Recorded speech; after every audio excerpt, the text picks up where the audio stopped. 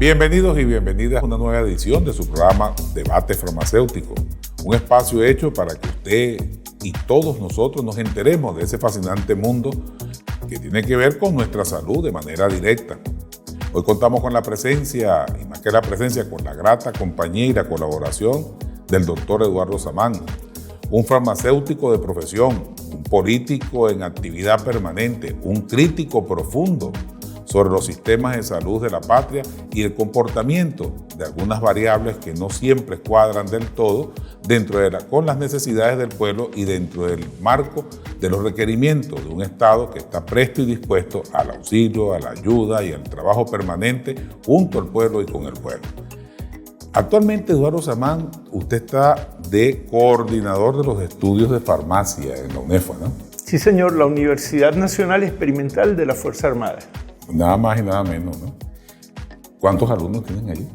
Bueno, ahí estamos iniciando el Programa Nacional de Formación, que es una iniciativa del Ministerio del Poder Popular para la Educación Universitaria y que ya fue aprobado, y la UNEFA, que es una de las universidades que está gestionando ese PNF, las otras dos son la Universidad de Ciencias de la Salud y la Universidad Bolivariana de Venezuela. Pero la UNEFA también le fue concedido la gestión de ese Programa Nacional de Formación. Nosotros ya comenzamos con el curso de iniciación, con los estudiantes, hace escasamente una semana. Y en la UNEFA, bueno, estamos muy entusiasmados porque estamos haciendo una labor importante en Venezuela. Este programa nace y la necesidad de dictar ese Programa Nacional de Formación es porque nuestro país ha sido víctima del bloqueo, ¿verdad? Tanto externo de potencias extranjeras como Estados Unidos y otras potencias también europeas, del bloqueo de medicamentos, de la importación de medicamentos y de sectores también internos que en un momento usaron como medida de presión la producción de medicamentos, reclamando una supuesta deuda en dólares que tenían con el Estado, dejaron de producir medicamentos. Yo no sé si tú recuerdas, a partir del año 2014, cómo empezó. Tuvimos una escasez casi absoluta de medicamentos. No había antibióticos, no había antineoplásicos, medicamentos contra el cáncer que eran necesarios para salvar vida. No se conseguían medicamentos de uso hospitalario y medicamentos para tratamientos crónicos, antihipertensivos, etc. No había ni siquiera acetaminofén. ¿Recuerdas aquella joven que dijo, bueno, si no hay acetaminofén, entonces sembramos la mata de acetaminofén, dijo, ¿no? Mira, sembramos la matica. Nos tomamos el tecito. Que ella fue objeto de burlas, se burlaron de ella, y decían que tuvimos que recurrir inclusive a las plantas, a los remedios caseros para paliar esa situación. Nuestro país ha atravesado esa situación porque han usado eso como chantaje. Un sector que toda la vida ha chupado dólares del Estado. Y en este caso unos dólares, esa es la época del diferencial cambiario, ¿no? Donde sí, los exacto. dólares preferenciales tenían una diferencia muy grande con el dólar negro, con el dólar paralelo, ¿no? Sí, a mí no me gusta decirle dólar negro, ¿no? Había un dólar paralelo y había el dólar preferencial que otorgaba el Estado a través de Cadivi. El Estado, el mercado farmacéutico llegó a ser en Venezuela hasta de 8.000 millones de dólares. O sea que muchos laboratorios recibieron bastantes dólares. Y por medida de presión, y llegó un momento que decían que si no le pagaban esa deuda, entonces ellos dejaron de producir los medicamentos. O sea, desabastecieron a la población de medicamentos. Las transnacionales, como sabemos, no tienen amigos. El amigo de las transnacionales es el dólar, es el dinero. Ellos retiraron sus laboratorios en el año 1993-94, cuando se firmó la Comunidad Andina, o sea, el documento de la Comunidad Andina, que se liberaron los aranceles y bueno, ellos pusieron sus plantas en Colombia. Luego, ahorita, producto de las medidas de sanción contra nuestro país, decidieron hasta retirar las casas de representación. Liquidaron el personal, liquidaron las casas de representación, se instalaron en Panamá con parte de su personal venezolano, algunos se los llevaron para Panamá y empezaron a operar desde Panamá. Esas transnacionales. No les importó para nada el estado de salud de los enfermos, de los pacientes, etc. Ellos responden es al dinero. Entonces, bueno, frente a eso, el gobierno nacional, a través del Ministerio de Educación Universitaria, bueno, decidió implementar, aprobar ese Programa Nacional de Formación para formar profesionales farmacéuticos y farmacéuticas con ética, con conocimientos técnicos científicos. Pues, ¿para qué? Para enfrentar esta situación. Nosotros, bueno, más nunca, como decía nuestro comandante Chávez, vamos a pasar por esa situación del 2014, esa situación de escasez por donde nos hicieron pasar penuria solamente porque querían sus beneficios.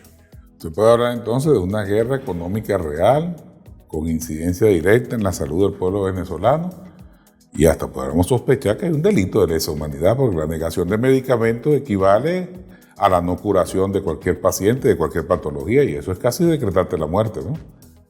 En algún momento debe haber alguna justicia sobre eso, imagino yo.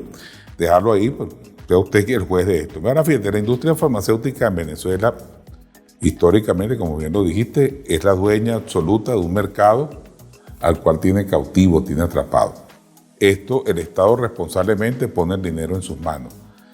Se fueron del país, produjeron en otros territorios, no volvió ese dinero a la patria, volvieron fue los cambios en bolívares, con el diferencial cambiario, entonces significaba una diferencia abismal entre lo que el Estado ponía en las manos de estas industrias y lo que recibía, que al fin y al cabo, más que dinero, quería recibir productos farmacéuticos. Esa producción alguna vez en la vida, en su historial, satisfizo la disponibilidad y la accesibilidad, garantizó la disponibilidad y la accesibilidad de medicamentos en Venezuela. Mira, el objetivo son las ganancias y las ganancias excesivas. Eso está demostrado, pues. Son un medicamento, los costos de producción son realmente bajos. ¿Por qué? Porque la materia prima, los principios activos, cuando tú empiezas a revisar, tú consigues que un kilo de un principio activo cuesta $50 y con un kilo tú haces un montón de comprimidos.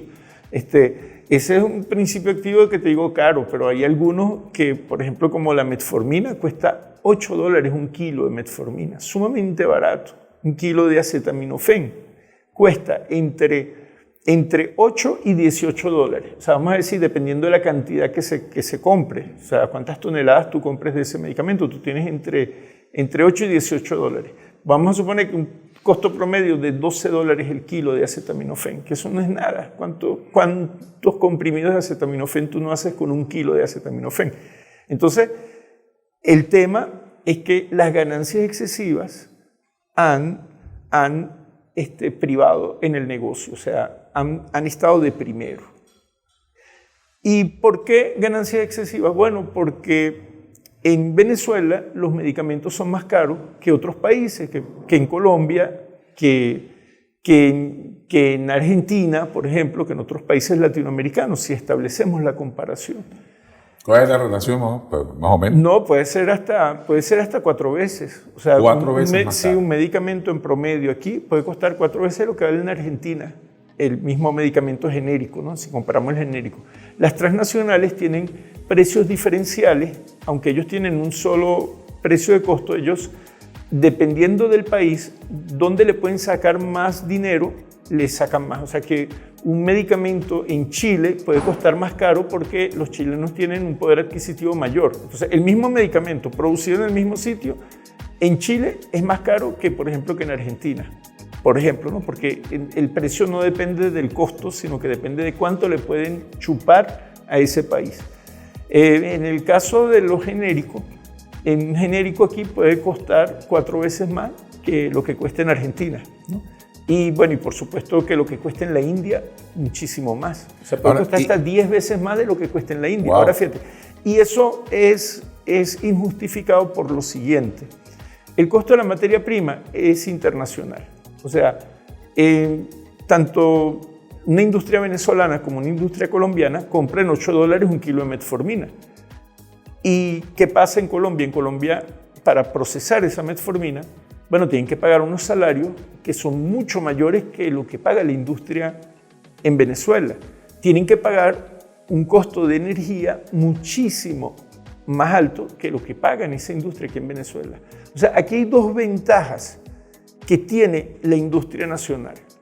Una, paga la materia prima igual que el resto de las industrias latinoamericanas, pero tiene dos cosas, tiene salarios bajos y tiene energía prácticamente regalada. La energía, el Estado se las regala.